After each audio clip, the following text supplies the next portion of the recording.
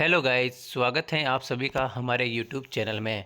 दोस्तों, इस वीडियो को देखने से पहले इस चैनल को सब्सक्राइब करना ना भूलें और वीडियो को ज़्यादा से ज़्यादा लाइक करें। दोस्तों, इस वीडियो हम बात करेंगे कि आरटी एडमिशन का फॉर्म भरते समय उसमें कौन कौन सी जानकारियाँ भरी जाती हैं। दोस्तों, आवेदन का प्रारूप के बारे में आप लोगों को मैं बताऊँगा।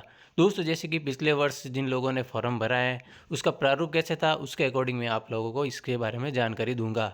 दोस्तों, वीडियो पसंद आए तो चैनल को सब्सक्राइब जरूर करें। तो चलिए शुरू करते हैं। दोस्तों इस वीडियो हम आरटी के आवेदन के प्रारूप के बारे में बात करेंगे। तो प्रारूप आवेदन का प्रारूप दोस्तों दो भागों में होता है, भाग अ और भाग ब। तो सबसे पहले दोस्तों आरटी के आवेदन प्रारूप में भाग अ के बारे में हम बात करते हैं। तो दोस्तों जब आप फॉर्म भरते हैं दोस्तों, इसके अंदर सबसे ऊपर परिशिष्ट टू संदर्भित पैरा 4, जिसके अंदर दोस्तों प्रवेश के लिए आवेदन पत्र का प्रारूप लिखा होता है। तो सबसे पहला ऑप्शन इसके अंदर रहता है दोस्तों विद्यालय का नाम। जिस विद्यालय के अंदर एडमिशन होता है उस विद्यालय का नाम यहाँ पे आता है। और राइट हैंड साइड के अंदर दोस्तों प्रवेशार्थी का फ़ोटो यहाँ पे आपको लगाना होता है। उसके बाद दोस्तों प्रवेशार्थी की सूचना आप लोगों को भरनी होती है, जिसमें क्या क्या आता है: प्रवेश हेतु कक्षा, प्रवेशार्थी का नाम, लिंग, आधार नंबर यदि हो तो, जन्म तिथि अंकों में और शब्दों में, जाति वर्ग SC ST OBC SBC general, प्रवेशार्थी का धर्म, क्या प्रवेशार्थी विशेष आवश्यकता CWSN श्रेणी में आता है।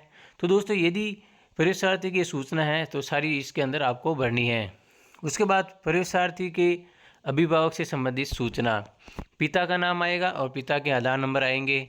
उसके बाद माता का नाम आएगा और माता का आधार नंबर आएगा। उसके बाद संरक्षक का नाम यदि लागू हो, तो यदि संरक्षक है तो उनका नाम और आधार नंबर आप लोगों को लिखना है। क्या अभिभावक BPL श्रेणी के अंतर्गत आते हैं, ये यस है तो यस, या नो है तो नो लिखना है। संरक्षक या अभिभावक परिवार की कुल वार्षिक आय रुपए में, वार्षिक आय आप लोगों को दिखानी है यहाँ पे। माता पिता संरक्षक का मोबाइल नंबर, दोस्तों मोबाइल नंबर के इसके कॉलम के अंदर आपको मोबाइल नंबर भरने हैं। उसके बाद दूसरा ऑप्शन रहता है दोस्तों माता पिता और संरक्षक का पूरा पता संलग्न दस्तावेज के अनुसार। जो दस्तावेज आप दे रहे हैं उसके अनुसार ही एड्रेस यहाँ पर लिखना है। उसके बाद दोस्तों एड्रेस के अंदर गांव, ग्राम का नाम या वार्ड नंबर मेंशन करना है। पिन कोड आप लोगों को लिखना है। ग्राम पंचायत या नगर पालिका या परिषद या नगर निगम जो भी है दोस्तों वो आपको लिखना है। ब्लॉक लिखना है और जिला लिखना है। उसके बाद प्रवेशार्थी का वर्ग संबंधित बॉक्स से राइट करें। यदि दुर्लभ वर्ग हैं तो अभिभावक की वार्षिक आय 2.5 लाख रुपए तक हैं तो यहाँ पर आपको बॉक्स पे राइट करना है।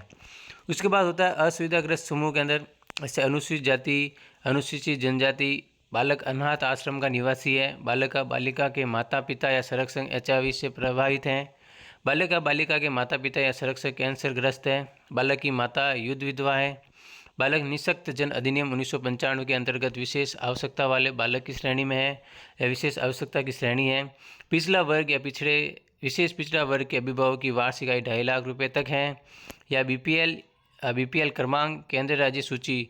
तो इन सूचनाओं के आगे दोस्तों आप लोगों को राइट लगाना है। यदि जो सूचना लागू हो रही है उसको राइट, नहीं तो वहाँ पे क्रॉस लगा दीजिए। उसके बाद दोस्तों निवास के संबंध में, तो बालक उस वार्ड या शहरी क्षेत्र के अथवा ग्राम या ग्रामीण क्षेत्र के लिए का निवासी है जिसमें विद्यालय स्थित है, यदि है तो राइट कीजिए। उसके बाद बालक उस वार्ड या शहरी क्षेत्र के अथवा ग्रामीण क्षेत्र से बाहर है लेकिन उस शहरी स्थानीय निकाय या ग्राम पंचायत का निवासी है जिसमें विद्यालय स्थित है। बालक के दस्तावेज में ग्राम वार्ड का उल्लेख नहीं होने के कारण परिशिष्ट 5 संलग्न कर दिया गया है। तो यदि तीनों सूचना है तो इनके आगे दोस्तों आप लोगों को राइट करना है। तो दोस्तों ये होता है आवेदन। जब ऑनलाइन आवेदन होता है तो उसका पहला भाग होता है, भाग अ होता है। अब दोस्तों हम भाग ब के अंदर बात करने जा रहे हैं। तो दोस्तों आरटी के आवेदन का प्रारूप के अंदर भाग ब होता है जिसमें एक शपथ की घोषणा होती है, जिसमें लिखा हुआ है भाग ब, माता पिता या संरक्षक द्वारा शपथ घोषणा होती है। यह दोस्तों माता पिता द्वारा ये घोषणा की जाती है। इसमें घोषणा में क्या लिखा हुआ रहता है: मैं शपथ घोषणा करता हूँ या करती हूँ कि आवेदन में प्रवेशार्थी व स्वयं के संबंध में दी गई समस्त सूचनाएं सही है। किसी भी प्रकार की गलती सूचना के लिए मैं सदैव जिम्मेदार रहूँगा या रहूँगी। दूसरा ऑप्शन है मैं ये भी घोषणा करता हूँ कि या करती हूँ कि विद्यालय के नियमों उप नियमों का सदैव पालन करूँगा या करूँगी। उसके बाद तीसरा ऑप्शन है, मुझे ये ज्ञात है कि आवेदन क्रमांक के माध्यम से मुझे इस आवेदन की स्थिति की जानकारी मिलती रहेगी। मैं आवेदन क्रमांक को समय समय पर लॉगिन कर इस जानकारी के अनुरूप विद्यालय रिपोर्टिंग तथा दस्तावेजों में पाई गई कमियों की पूर्ति निर्धारित समय पर करूँगा। टाइम फ्रेम के अनुरूप कार्य नहीं करने पर मेरा आवेदन स्वतः ही निरस्त हो जाएगा।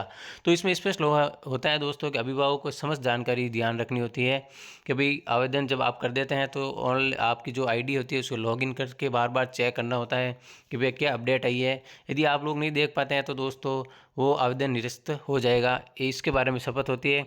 उसके बाद दोस्तों आवेदन प्रस्तुत करने का दिनांक लिखा होता है नीचे, और हस्ताक्षर या अंगूठा का निशान माता या पिता या संरक्षण के होते हैं। तो ये होता है दोस्तों आरटी का आवेदन प्रारूप अ और ब।